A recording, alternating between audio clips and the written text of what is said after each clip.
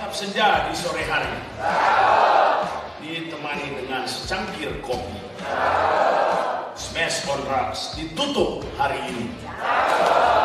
Tetap jaga silaturahmi.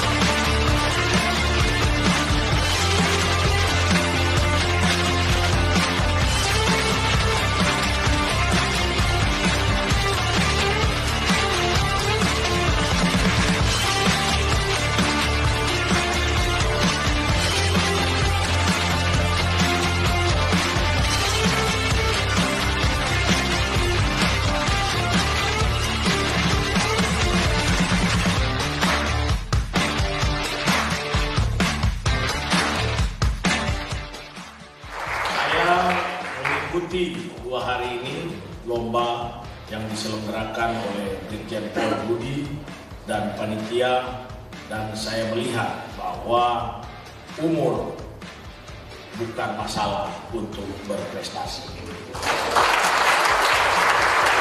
Baik perempuan maupun laki-laki.